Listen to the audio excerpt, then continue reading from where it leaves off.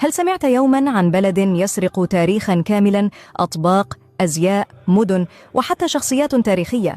صدق أو لا تصدق، هذا ما يحدث الآن مع التراث المغربي.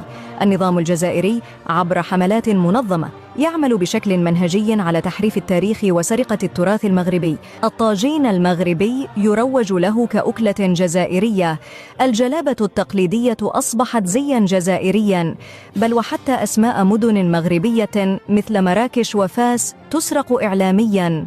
الأمر لا يتوقف هنا، بل وصل إلى شخصيات تاريخية مثل ابن بطوطة الطنجي الذي أصبح جزائريا، وطارق بن زياد فاتح الأندلس ينسب إليهم زورا، وعبد الرحمن المجذوب أيضا.